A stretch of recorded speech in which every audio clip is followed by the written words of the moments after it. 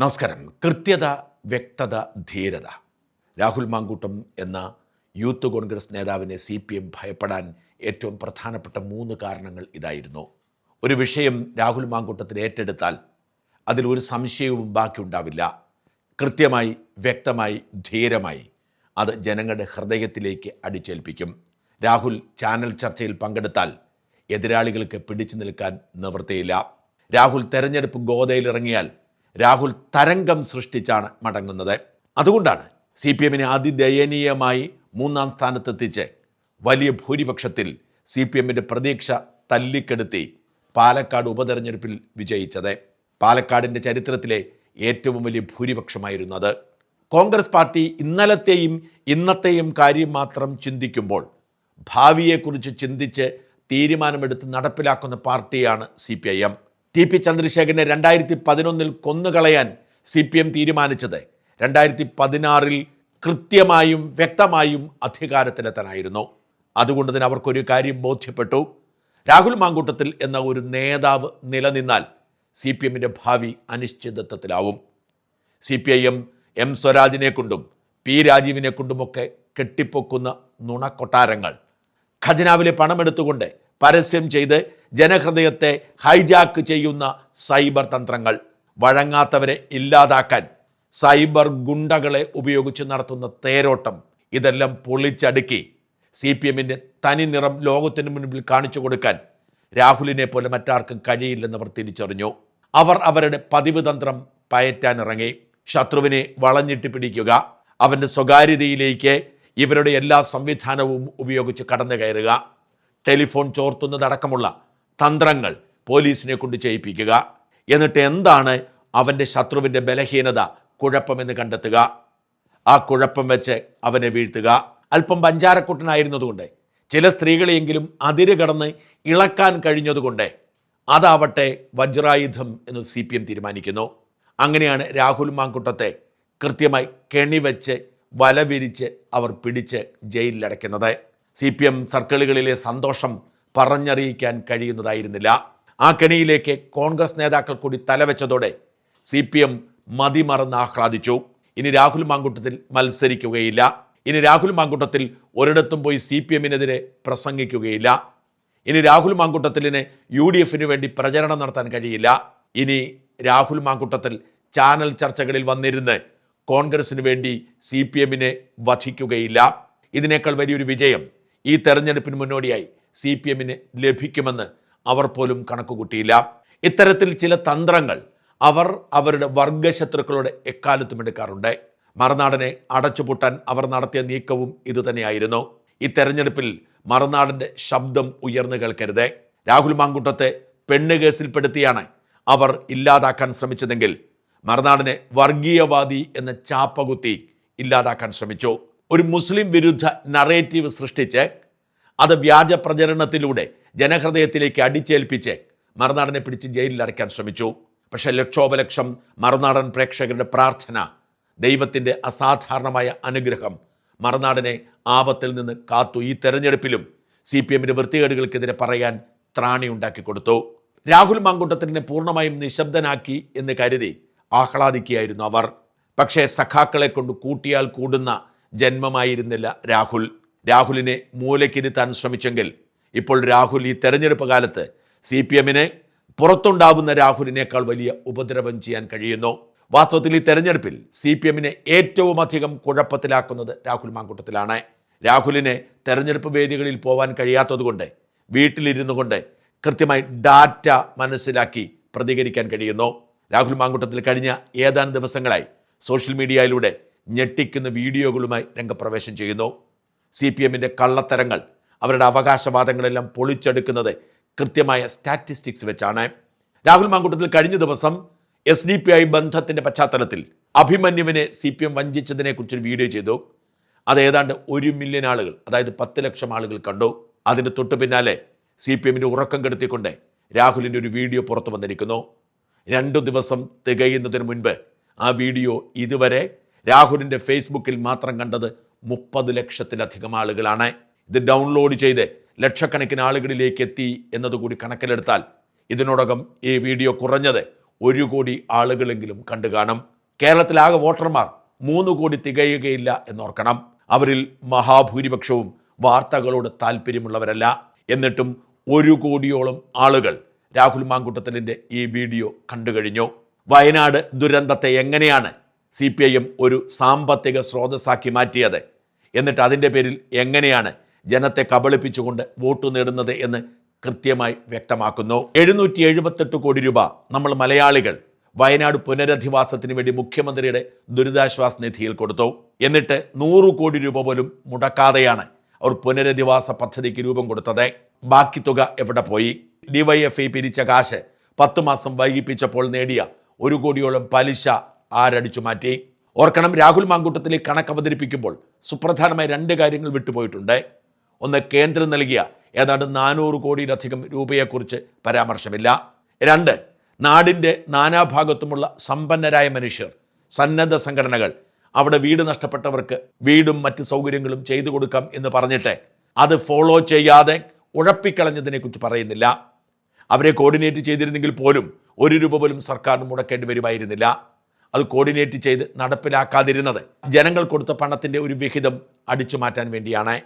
ആകെ കിട്ടിയ പണത്തിൻ്റെ പകുതിയോളം ഊരാളുങ്കൽ സൊസൈറ്റിക്ക് കൊടുത്തിട്ട് അവർ ലാഭമുണ്ടാക്കി. ബാക്കി പണം എന്തു ചെയ്തു? ഈ സർക്കാർ വയനാട് ദുരന്ത ബാധിതരെ സംരക്ഷിച്ചു എന്ന പേരിൽ വോട്ട് നേടാൻ ശ്രമിക്കുമ്പോൾ യഥാർത്ഥത്തിൽ അവരുടെ പിച്ചച്ചട്ടിയിലും കൈയിട്ട് വാരുകയായിരുന്നു എന്ന് ഭയപ്പെടുത്തുന്ന സത്യമാണ് രാഹുൽ മാങ്കൂട്ടത്തിൽ മുമ്പോട്ട് വെച്ചത്. അതാണ് കേരളത്തിൽ ഇന്ന് ആരും കാണാനില്ലാത്തത്. അതെ, രാഹുൽ മാങ്കൂട്ടത്തിൽ CPIM എന്ന പാർട്ടിയുടെ അന്തകനായി മാറുന്നു. രാഹുലിൻ്റെ അശ്രദ്ധേയമായ വീഡിയോ കാണുക. ഇതൊരു തിരഞ്ഞെടുപ്പിന്റെ കാലമാണ്. ഒരുപാട് ചോദ്യങ്ങൾ ഉയരുന്ന കാലം. ആ ചോദ്യങ്ങളിൽ ഏറ്റവും മുഴങ്ങിക്കേൾക്കുന്ന ചോദ്യം വീടെവിടെ എന്ന ചോദ്യമാണ്. സംസ്ഥാന സർക്കാർ ചോദിക്കുന്നുണ്ട്, മുഖ്യമന്ത്രി ചോദിക്കുന്നുണ്ട്, സൈബർ സ്പേസ് ചോദിക്കുന്നുണ്ട്, ചില മാധ്യമങ്ങൾ ചോദിക്കുന്നുണ്ട്. വീടെവിടെ? ന്യായമായ ചോദ്യമാണ്. വയനാട്ടിലെ ദുരന്തം അനുഭവിച്ച മനുഷ്യന്മാർ 2 വർഷത്തോടെടുക്കുമ്പോൾ വീടെവിടെ എന്ന ആ ചോദ്യം ഉയരേണ്ടുന്ന ചോദ്യം തന്നെയാണ്. പക്ഷേ എന്റെ സംശയം, വീടെവിടെ എന്ന ആ ചോദ്യം ആദ്യം ചോദിക്കേണ്ടത് പ്രതിപക്ഷത്തോടാണോ അതോ ഈ സംസ്ഥാനം ഭരിക്കുന്ന സർക്കാരിനോടാണോ? ഞാൻ പറയും, ആ ചോദ്യം ചോദിക്കേണ്ടത് സംസ്ഥാന സർക്കാരിനോടാണ്. കാരണം ഞാനും നിങ്ങളും നമ്മളും ഒന്നിച്ചു നിന്ന് 778 കോടി രൂപ വയനാടിനെ പുനരുജ്ജീവിപ്പിക്കുവാൻ വേണ്ടി ദുരിതാശ്വാസ നിധിയിലേക്ക് അടച്ചത് സംസ്ഥാന സർക്കാരിലാണ്. സംസ്ഥാന സർക്കാരിന്റെ CMDRFിലേക്കാണ് നമ്മൾ ആ തുക കൈമാറിയിട്ടുള്ളത്. ആ തുക വെച്ചിട്ട് ഈ 2 വർഷം എടുക്കുമ്പോൾ ഈ സംസ്ഥാന സർക്കാർ എന്തെല്ലാമാണ് ചെയ്തിരിക്കുന്നത്? ദുരന്തമുണ്ടായി കൃത്യം 20 മാസമാകുമ്പോൾ ഈ സംസ്ഥാന സർക്കാർ പൂർത്തീകരിച്ച് ആ വീടുകളിൽ താമസിക്കുന്ന ഒരു മനുഷ്യനെങ്കിലും നിങ്ങൾക്ക് വയനാട്ടിൽ കാണിച്ചു തരാൻ കഴിയും? ഇല്ല. അപ്പോൾ നിങ്ങൾ പറയും, സംസ്ഥാന സർക്കാർ 178 വീടുകൾ കൈമാറിയില്ലേ? 178 വീടുകൾ കൈമാറുന്നൊരു ചടങ്ങ് നടത്തി. അത് PR-ന് വേണ്ടി, തെരഞ്ഞെടുപ്പുമായി ബന്ധപ്പെട്ട് പെരുമാറ്റച്ചട്ടം വരുന്നതിന് മുമ്പ് PR-ന് വേണ്ടി ഉപയോഗിക്കുകയും ചെയ്തു. പക്ഷേ ആ 178 വീടുകളിൽ ഒന്നിലെങ്കിലും ആളുകൾക്ക് താമസിക്കാൻ കഴിയുന്നുണ്ട്? ഇല്ല. കാരണം മഹാഭൂരിപക്ഷ വീടുകളിലും ഇലക്ട്രിഫിക്കേഷൻ പൂർത്തീകരിച്ചിട്ടില്ല. ചില വീടുകളിൽ പ്ലംബിംഗ് ആക്ടിവിറ്റീസ് പൂർത്തീകരിച്ചിട്ടില്ല. പിന്നെങ്ങനെയാണ് ആ വീട്ടിൽ മനുഷ്യന്മാർ താമസിക്കുക? ഇന്ന് നമ്മൾ ഈ സംസാരിക്കുന്ന ദിവസം വരെ വയനാട്ടിലെ സർക്കാർ കൈമാറിയ ഒരു വീട്ടിൽ പോലും ഒരാൾ പോലും താമസിക്കുന്നില്ല എന്ന കണക്ക് നിങ്ങൾ എത്ര പേർക്ക് മുന്നിൽ ഈ കേരളത്തിലെ മുഖ്യധാരാ മാധ്യമങ്ങൾ എത്തിച്ചിട്ടുണ്ട്? ഇനിയും ഇതുവരെ നമ്മൾ അക്കൗണ്ട് ചെയ്തിട്ടില്ലാത്ത, ഓഡിറ്റ് ചെയ്തിട്ടില്ലാത്ത ചില കണക്കുകളിലേക്ക് കിടക്കാം. വയനാട്ടിൽ ആകെ മുഖ്യമന്ത്രിയുടെ ദുരിതാശ്വാസ നിധിയിലേക്ക് നമ്മൾ സംഭാവന ചെയ്ത തുക 778 കോടി രൂപ. ആ 778 കോടി രൂപയിൽ സംസ്ഥാന സർക്കാർ ടൗൺഷിപ്പ് നിർമ്മിക്കുവാൻ വേണ്ടി മാത്രം ചെലവഴിക്കുന്ന തുക 299. അതായത് മിച്ചം 479 കോടി. അതിലേക്ക് കടക്കാം. ഈ 299 കോടി രൂപയ്ക്ക് വയനാട്ടിൽ ടൗൺഷിപ്പ് നിർമ്മിക്കുവാൻ കരാറ് കൊടുത്തിരിക്കുന്നത് ഊരാളുങ്കൽ ലേബർ സൊസൈറ്റിക്കാണ്. ഊരാളുങ്കൽ 299 കോടി രൂപയുടെ വയനാട്ടിലെ പുനർനിർമ്മാണ പാക്കേജ് കൊടുക്കുമ്പോൾ യാതൊരു വിധമായ ടെൻഡർ നടപടികളും പാലിക്കപ്പെട്ടിട്ടില്ല. നമ്മൾ അപ്പോഴൊന്നും ചോദിച്ചിട്ടില്ല, ഇതിനകത്ത് അഴിമതിയില്ലേ, എങ്ങനെയാണ് ടെൻഡർ ഇല്ലാതെ 299 കോടി രൂപ ഊരാളുകളിൽ കൊടുക്കുന്നതെന്ന ചോദ്യം നമ്മൾ ചോദിക്കാത്തത് ഒരു ദുരന്തത്തിന്റെ സമയത്ത് ചില ആളുകൾ സൂചിപ്പിക്കുന്നത് പോലെ ശവത്തിൽ നിന്ന് മോട്ടിക്കുന്ന പണി ഈ സർക്കാർ കാണിക്കില്ല എന്ന നമ്മുടെ തെറ്റിദ്ധാരണ കൊണ്ടാണ്. ഇനി ആ കണക്കിലേക്ക് തന്നെ നമുക്ക് പോകാം. നിങ്ങൾക്കൊരു കാര്യം അറിയും, വയനാട്ടിൽ ആ ദുരന്തത്തിൽ മൊത്തം എത്ര മനുഷ്യന്മാർ കൊല്ലപ്പെട്ടിട്ടുണ്ടോ എന്നോ ആകെ എത്ര മനുഷ്യന്മാരെയാണ് കാണാതെ പോയതെന്നോ ഉള്ള കൃത്യമായ ഒരു കണക്ക് ഇന്നത്തെ ദിവസം വരെ സംസ്ഥാന സർക്കാരിന്റെ കയ്യിലില്ല. സംസ്ഥാന സർക്കാരിന്റെ കണക്കിൽ വയനാട്ടിൽ വീട് നഷ്ടമായ ആകെ ആളുകളുടെ എണ്ണം 487 ആണ്. ആ 487 പേരിൽ 85 ആളുകൾ പറഞ്ഞു ഞങ്ങൾക്ക് സംസ്ഥാന സർക്കാർ നിർമ്മിക്കുന്ന വീട് വേണ്ട, പകരം അതിനാവശ്യമായിട്ടുള്ള നഷ്ടപരിഹാര തുക നൽകിയാൽ മതി. അപ്പോൾ സംസ്ഥാന സർക്കാർ നിർമ്മിക്കേണ്ട വീട് 402. ഈ 85 കുടുംബങ്ങൾക്ക്, ആ 85 കുടുംബങ്ങൾക്ക് വീട് നിർമ്മിക്കാനായി സംസ്ഥാന സർക്കാർ കൊടുത്തത് 15 ലക്ഷം രൂപയാണ്. അതായത് വയനാട്ടിൽ വീട് നഷ്ടമായ ഒരു മനുഷ്യന് ഒരു വീടിന് ഈ സംസ്ഥാന സർക്കാർ കണക്കാക്കുന്നത് 15 ലക്ഷം രൂപ. അങ്ങനെ നോക്കുമ്പോൾ ഈ സംസ്ഥാന സർക്കാർ ആകെ വയനാട്ടിൽ നിർമ്മിക്കുവാൻ തീരുമാനിച്ചിരിക്കുന്നത് 410 വീടുകളാണ്. ആ 410 ഗുണം 15 ലക്ഷം. അങ്ങനെ നോക്കുമ്പോൾ ഈ 410 വീടുകൾക്ക് ചെലവാകുന്നത് 61,50 ലക്ഷം രൂപയാണ്. പോട്ടെ, ഇനി അവിടെ സ്ഥലം നന്നാക്കാനും അതുപോലെ തന്നെ വീടിൻ്റെ മെച്ചപ്പെട്ട അവസ്ഥയ്ക്കുമൊക്കെ വേണ്ടിയിട്ട് 1000 സ്ക്വയർ ഫീറ്റുള്ള ആ വീടിന് ഒരു 20 ലക്ഷം രൂപ വെച്ച് നമുക്ക് കൂട്ടാം. അപ്പോഴും 82 കോടി രൂപയാണ് അവിടെ വീട് നിർമ്മിക്കുവാനായി ആകെ ചെലവഴിക്കപ്പെടുന്ന തുക. ഇനി ടൗൺഷിപ്പാണ്, റോഡ് വേണം, അംഗനവാടി ഉണ്ടെന്ന് പറയുന്നു, പാർക്ക് ഉണ്ടെന്ന് പറയുന്നു. അതിനെല്ലാം കൂടി ഒരു 10 കോടി കൂടി മാറ്റി വെച്ചാൽ പോട്ടെ, എല്ലാം കൂടെ ചേർന്നൊരു 100 കോടി രൂപ. അതും വിട്ടേക്കൂ, 150 കോടി രൂപ. പക്ഷേ ടൗൺഷിപ്പിന് വേണ്ടി ആകെ മാറ്റി വെച്ചിരിക്കുന്ന തുക 299 കോടിയാണ്. അപ്പോൾ ഈ ബാക്കി 149 കോടി വെച്ച് ഈ സംസ്ഥാന സർക്കാർ ഊരാളുകളിലും കൊണ്ട് എന്ത് ചെയ്യാനാണ് ഉദ്ദേശിക്കുന്നത്? അത് വയനാട്ടിൽ എന്തെങ്കിലും നിർമ്മിക്കുവാൻ വേണ്ടിയിട്ടാണോ, അതോ CPMകാർക്ക് വയർ നിറയ്ക്കുവാൻ വേണ്ടിയിട്ടാണോ എന്ന് നിങ്ങൾ തന്നെ പറയേണ്ടുന്ന കണക്കാണ്. അപ്പോൾ സർക്കാരിൻ്റെ ദുരിതാശ്വാസ നിധിയിലെ ബാക്കി പണത്തെ പറ്റിയും ഈ 299 കോടി രൂപയിലെ ബാക്കിയെ പറ്റിയുമൊക്കെ നമുക്ക് ഓഡിറ്റ് ചെയ്യണ്ടേ? ഓഡിറ്റ് ചെയ്യാനുള്ള അവകാശം നമുക്കുണ്ട്. കാരണം അത് പ്രതിപക്ഷം കൂടി കൊടുത്ത പൈസയാണ്. കർണാടക സർക്കാർ രാഹുൽ ഗാന്ധിയുടെയും പ്രിയങ്ക ഗാന്ധിയുടെയും KC വേണുഗോപാലിൻ്റെയും ഒക്കെ സമ്മർദ്ദത്തിൻ്റെ ഭാഗമായി 20 കോടി രൂപയാണ് സംസ്ഥാന സർക്കാരിന് ഭവന നിർമ്മാണത്തിന് വേണ്ടിയിട്ട് കൊടുത്തിരിക്കുന്നത്. അതുപോലെ തന്നെ കേരളത്തിലെ UDFൻ്റെ MLAമാർ, പ്രതിപക്ഷ നേതാവ് അടക്കമുള്ള ആളുകൾ, MP മാർ, അവരെല്ലാവരും വയനാട് ദുരിതാശ്വാസ നിധിയിലേക്ക് പണം കൈമാറിയിട്ടുണ്ട്. അപ്പം നമുക്ക് കൂടി അവകാശപ്പെട്ട ഈ സംസ്ഥാനത്തിൻ്റെ പൊതുവായ പണം, ആ പണം എങ്ങനെയൊക്കെ ചിലവഴിക്കപ്പെട്ടു എന്നതിനെപ്പറ്റി കൃത്യമായ കണക്ക് നമുക്കറിയണം. ഇനി തിരിച്ച് കോൺഗ്രസിനോട് നിങ്ങൾക്ക് ചോദിക്കാം, പ്രതിപക്ഷത്തോട് നിങ്ങൾക്ക് ചോദിക്കാം, എന്തിനെപ്പറ്റി? കാലതാമസത്തെപ്പറ്റി. ശരിയാണ്, പ്രതിപക്ഷത്തിന് കാലതാമസം ഉണ്ടായിട്ടുണ്ട് ഭവന നിർമ്മാണത്തിൽ. ഒരു കാര്യം നിങ്ങൾ മനസ്സിലാക്കേണ്ടത്, ഈ സംസ്ഥാനത്തെ എല്ലാ ഭൂമിയുടെ മുകളിലും കൂടുതൽ അവകാശമുള്ള സംസ്ഥാന സർക്കാർ, ആ സർക്കാരിന് പോലും 2024 ജൂലൈയിൽ ദുരന്തമുണ്ടായിട്ട് ഭൂമി ഏറ്റെടുപ്പ് പൂർത്തീകരിക്കുവാൻ കഴിഞ്ഞത് 2025 ഏപ്രിൽ മാസം 11-ാം തീയതിയാണ്. ഏതാണ്ട് ഒരു വർഷത്തോടെടുത്തു സംസ്ഥാന സർക്കാരിന്. അതിനേക്കാൾ കുറച്ചുകൂടി സമയം കോൺഗ്രസിനെടുത്തു. കോൺഗ്രസിന് മേപ്പാടിയിൽ കുന്നുംപറ്റയിൽ സ്ഥലം വാങ്ങിയിട്ടുണ്ട്. ഇന്ത്യൻ നാഷണൽ കോൺഗ്രസ് KPCCയുടെ നേതൃത്വത്തിൽ ആപ്പ് വഴി ഏതാണ്ട് 4.5 കോടി രൂപയാണ് സമാഹരിച്ചതെന്നാണ് ഞാൻ മനസ്സിലാക്കുന്നത്. യൂത്ത് കോൺഗ്രസ് ആപ്പ് ഉപയോഗിച്ചിട്ടില്ല. ഓരോ നിയോജകമണ്ഡലം കമ്മിറ്റികൾക്ക് അക്കൗണ്ടിൽ പൈസ നിക്ഷേപിക്കുവാനാണ് ആവശ്യപ്പെട്ടത്. അത് പ്രകാരം സംസ്ഥാന യൂത്ത് കോൺഗ്രസ് കമ്മിറ്റി ഏതാണ്ട് 1,05 ലക്ഷം രൂപ KPCC കൈമാറുകയും ചെയ്തു. ഈ പണം കൊണ്ട് എന്ത് ചെയ്തു? ഈ പണം ഉപയോഗിച്ചുകൊണ്ടാണ് വയനാട് മേപ്പാടിയിൽ കുന്നുംപറ്റയിൽ കോൺഗ്രസ് സ്ഥലമേറ്റെടുത്തത്.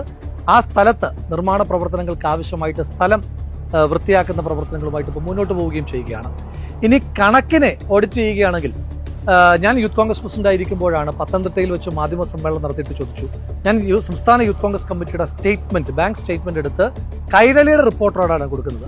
നിങ്ങളിത് പരിശോധിച്ചിട്ട് ഇന്നത്തെ ദിവസം വരെ ഈ അക്കൗണ്ടിൽ നിന്ന് 1 രൂപയെങ്കിലും പിൻവലിച്ചതായി തെളിയിച്ചാൽ ഞാൻ ആ ഉത്തരവാദിത്വത്തിൽ നിന്ന് രാജിവെക്കാം എന്നെന്ന് വെല്ലുവിളിക്കുകയും ചെയ്തിരുന്നു. ഇനി തിരിച്ച് പണം കൊടുത്തുവെന്ന് പറയുന്ന DYFIയുടെ കണക്കിനെ പറ്റി നമുക്ക് ഓഡിറ്റ് ചെയ്യണ്ടേ? DYFI എന്നാണ് മുഖ്യമന്ത്രിക്ക് ചെക്ക് കൈമാറിയത്? 2025 ഏപ്രിൽ മാസമാണ് 20 കോടി രൂപയുടെ ചെക്ക് മുഖ്യമന്ത്രിക്ക് കൈമാറിയത്. അതായത് 2025 ഏപ്രിൽ മാസം DYFIക്ക് 20 കോടി രൂപ അവരുടെ അക്കൗണ്ടിലേക്ക് എത്തി. അതുകൊണ്ടാണല്ലോ സംസ്ഥാനത്തിന്റെ മുഖ്യമന്ത്രിക്ക് ചെക്ക് കൈമാറുവാൻ കഴിയുന്നത്. ഇനി തിരിച്ച് DYFI അക്കൗണ്ടിൽ പണം നിക്ഷേപിക്കുന്നതെന്നാണ് 2026 ജനുവരി മാസം. അതായത് 10 മാസം 20 കോടി രൂപ DYFIയുടെ അക്കൗണ്ടിലുണ്ടായിരുന്നു. ഇനി അതിന്റെ കണക്ക് നമുക്ക് നോക്കാം. 20 കോടി രൂപ നമ്മുടെ നാട്ടിലൊക്കെ ശരാശരിയുള്ള ഒരു പലിശ ഉണ്ടല്ലോ, 7%. 7% വെച്ച് പലിശ നോക്കിയാൽ തന്നെ 20 കോടി 10 മാസം അക്കൗണ്ടിൽ കിടക്കുമ്പോൾ ഏതാണ്ട് 1,16 ലക്ഷം രൂപ DYFIക്ക് കിട്ടിയിട്ടുണ്ട്. ആ 1,16 ലക്ഷം രൂപ വെച്ച് DYFI എന്താ ചെയ്തത്? അതിനെപ്പറ്റി നമുക്ക് ഓഡിറ്റ് ചെയ്യണ്ടേ? അപ്പോൾ നമുക്ക് ഓഡിറ്റുകൾ വേണം. കാലതാമസത്തെപ്പറ്റി ഓഡിറ്റ് ചെയ്യണം, കിട്ടിയ പണത്തെപ്പറ്റിയും ഓഡിറ്റ് ചെയ്യണം. ആ ഓഡിറ്റ് ചെന്നെത്തുക സംസ്ഥാന സർക്കാരിലേക്കായിരിക്കും. പ്രതിപക്ഷത്തെ സംബന്ധിച്ചിടത്തോളം ഏറ്റവും എളുപ്പമുള്ള ജോലി ചോദ്യം ചോദിക്കലായിരുന്നു. പക്ഷേ UDF പ്രതിപക്ഷമായിരിക്കുമ്പോൾ ചോദ്യം ചോദിക്കുകയല്ല, എന്തുകൊണ്ട് വീട് വൈകി, എന്തുകൊണ്ടാണ് നിങ്ങൾ വീട് നിർമ്മിക്കാത്തത് എന്ന ചോദ്യം ചോദിക്കുന്നതിന് പകരം ഞങ്ങൾ ചെയ്തത്, UDF ചെയ്തത്, ഞങ്ങൾ കൂടി സംസ്ഥാന സർക്കാരിനോടൊപ്പം നിന്ന് വീട് നിർമ്മിക്കാം, വയനാടിനെ പുനരുജ്ജീവിപ്പിക്കാം, ഈ നാടിനെ ചേർത്ത് പിടിക്കാമെന്നാണ്. അങ്ങനെ കൺസ്ട്രക്റ്റീവായിട്ടുള്ള, അങ്ങനെ പ്രൊഡക്റ്റീവായിട്ടുള്ള, പ്രോഗ്രസീവായിട്ടുള്ള ഒരു പ്രതിപക്ഷത്തെ ഇങ്ങനെ ഓഡിറ്റ് ചെയ്തുകൊണ്ടേയിരിക്കുന്ന സമയത്ത് നിങ്ങൾ സംസ്ഥാന സർക്കാരിനോടുള്ള ചോദ്യങ്ങൾ മറന്നു പോകാതിരിക്കുവാൻ പ്രത്യേകം ശ്രദ്ധിക്കണം. വല്ലാതെ ഉത്സാഹം കാണിക്കുന്ന ചില മാധ്യമങ്ങളോട് ചോദിക്കുന്നു, നിങ്ങൾക്കും ഉണ്ടായിരുന്ന കമ്മിറ്റ്മെന്റ്, നിങ്ങളും വയനാട്ടിൽ ടൗൺഷിപ്പുകളെ പറ്റിയിട്ടൊക്കെ പറഞ്ഞിരുന്നു, ആ ടൗൺഷിപ്പുകളുടെ പണി എന്തായി എന്ന് കൂടി നിങ്ങൾ തന്നെ ഒരു ആത്മപരിശോധന നടത്തണ്ടേ? ചോദ്യങ്ങൾ ഉണ്ടാകണം.